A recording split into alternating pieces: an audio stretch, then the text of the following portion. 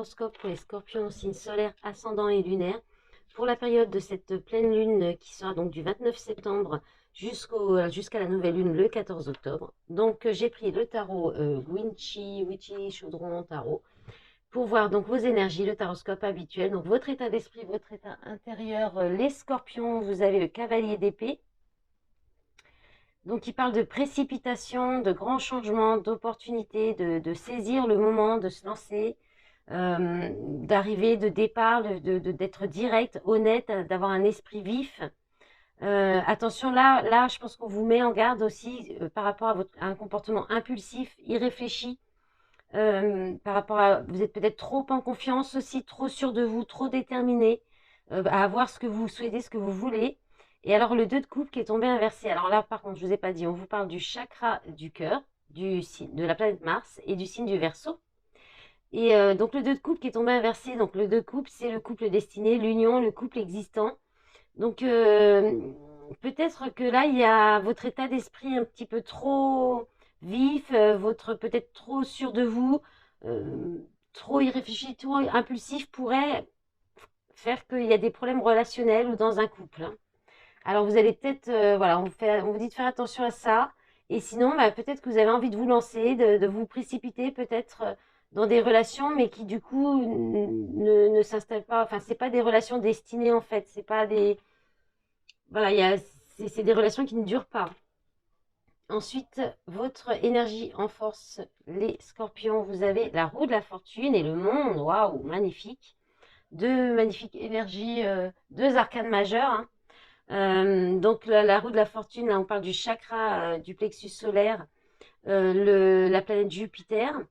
Euh, on parle de chance, de destin, de karma, d'âme sœur, de moments décisifs, de cycle de la vie, du sort, de la fortune, des bouleversements, du hasard. Et le monde, c'est les grandes réussites, le voyage, les rencontres. Alors il peut y avoir beaucoup de changements, de mouvements au niveau de l'extérieur, du monde qui vous entoure, au niveau de peut-être de contact avec l'étranger, de la chance aussi, du succès au niveau professionnel ou au niveau de contact à l'étranger ou au niveau internet aussi. Le monde, c'est aussi internet, c'est aussi les réseaux, beaucoup de rencontres, peut-être une rencontre importante pour vous aussi, d'âme sœur, une rencontre d'âme très importante, un changement dans dans un lien d'âme, hein. Vous avez quand même le 2 de coupe inversé, donc il y a peut-être une relation destinée mais qui s'est arrêtée ou voilà, donc là il y a quelque chose, il y a une idée d'avancer. C'est peut-être le moment aussi pour vous de tourner la roue du destin et d'arriver à un accomplissement avec le monde, hein. Alors le défi, justement, ah ben justement le défi, le 5 d'épée. Alors le 7 de coupe inversé et le 8 d'épée. Bon, beaucoup d'épée, hein, pour vous les scorpions, beaucoup de mental, beaucoup de réflexion. Alors le 5 d'épée, on parle de défaite, on vous parle du chakra de la gorge. Je pense qu'au niveau de l'expression, il y a la complication, c'est compliqué pour vous les scorpions. On a la planète Vénus, le Verseau. On parle de défaite, d'abandon, de changement encore, hein, de sacrifice de soi, de comportement auto-sabotant, de comportement sournois, de tromperie, de manque de communication, d'agression, d'intimidation, abus, violence, crime, viol, meurtre, agression. Voilà, le 5 d'épée, le cavalier d'épée, c'est pareil, hein, c'est pas toujours très rigolo. C'est un peu la piqûre du scorpion quand même, hein. Et puis le 7 de coupe inversé, eh bien, on vous parle donc là on a le chakra plexus solaire, encore Vénus toujours, et votre signe, le scorpion. Et là on parle de réalité, hein, de voir les choses, d'être dans la réalité des choses, de clarté. Je pense qu'il y a besoin de communiquer clairement quelque chose chez vous, mais je pense que vous ne le faites pas par peur. Donc là, votre défi, ça va être de communiquer clairement quelque chose que vous souhaitez, peut-être un changement que vous souhaitez mettre en place. Vous n'osez pas faire un choix, et vous avez des opportunités, des options, mais vous n'arrivez pas à décider, peut-être aussi par peut-être peur, parce que à cause de croyances limitantes. Là, il y a un besoin de lâcher prise, de lâcher le mental, d'arrêter de cogiter et puis peut-être d'écouter votre cœur, les scorpions, hein. Alors au niveau de votre activité, oui, vraiment besoin de lâcher les peurs, euh, de lâcher prise, d'être plus le chakra du plexus solaire, c'est je peux, c'est l'expression de soi aussi, hein, c'est le fait de rayonner, de s'affirmer, mais attention, peut-être pas de façon trop virulente, trop tranchante, trop piquante, hein, mettez la piqûre du scorpion au repos, les scorpions. Alors, au niveau de l'activité, alors professionnelle ou autre, vous avez l'as de bâton inversé. Donc, bah, vous n'êtes pas inspiré, vous manquez d'inspiration. On vous parle du chakra couronne. Utilisez peut-être vos intuitions, connectez-vous, méditez. Le signe du Sagittaire, bah, on est tous les 3 signes de feu, si ça vous parle. Là, vous hésitez, vous avez des opportunités qui sont ratées, vous n'utilisez pas votre potentiel, il est gâché. Il y a quelque chose qui est stérile et c'est lié à l'amour. Voilà. Ce qui vous bloque, votre inspiration, votre créativité, elle est bloquée parce que vous n'êtes pas dans l'amour, vous n'êtes pas Voilà, là, on a encore la créativité qui ressort, mais parce qu'il y a un amour, peut-être que vous gardez secret, ou bien vous n'êtes pas assez vous n'écoutez pas assez votre cœur, vous n'êtes pas assez il n'y a pas assez de reconnaissance, euh, de reconnaissance, d'amour envers vous-même, je pense.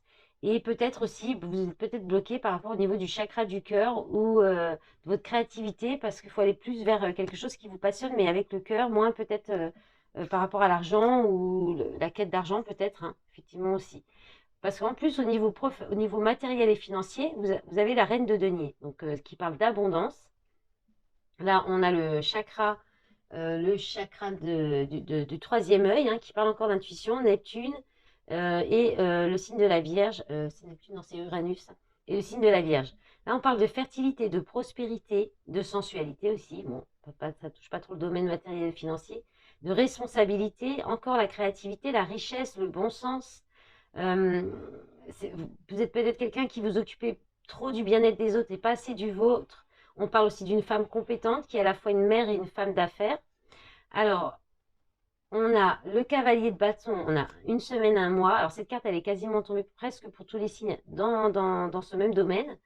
Donc, le cavalier de bâton, communication franche, dispute, s'exprimer sans détour, âme sœur, amitié, simplicité, bienveillance. Bon, là, au niveau matériel, financier, vous avez ce qu'il vous faut avec la reine de denier. Vous avez l'abondance qui vient. Il y a peut-être, attention, voilà, à votre. Peut-être qu'il y avait aussi une relation là, avec une polarité féminine, hein, une âme sœur, peut-être une amie ou quelqu'un, ou une relation passionnelle. Et il y a peut-être eu des disputes, la communication. C'est peut-être quelqu'un qui vous apportait de la stabilité aussi. Ou bien il y a une idée d'être plus dans votre polarité féminine aussi pour gérer et plus dans la communication aussi, au niveau de la gestion de votre matériel, de vos finances. Si vous vivez en famille aussi, il y a peut-être de la communication à avoir autour de vous qui va être plus simple, plus bienveillante aussi par rapport à ça. Alors, au niveau affectif relationnel, vous avez la roue de la fortune encore, le roi de bâton, hein, donc vous avez quand même pas mal de feu aussi, mais bon, c'est la pleine lune en bélier, hein, donc c'est un peu normal. Euh, donc là, le roi de bâton, ça parle d'être aux commandes, d'un esprit de décision, d'indépendance, de loyauté, d'optimisme, d'impulsivité encore, des revenus hein, qui peuvent être inattendus. Bon, là, on est dans le sentimental, hein, mais ça, c'est les guides, hein, on mélange, c'est toujours pareil. Quelqu'un qui inspire les autres à la réalisation créative. Donc là, il y a une idée avec le roi d'épée de prendre des initiatives au niveau de votre domaine relationnel, affectif, d'être peut-être moins impulsif, de changer, d'apporter un changement. Il y a un cap à passer. Au niveau de votre relationnel affectif, il y a peut-être quelque chose à comprendre au niveau de vraiment de votre communication, de l'impulsivité, du désir aussi. Il y a quand même beaucoup de feu dans votre jeu.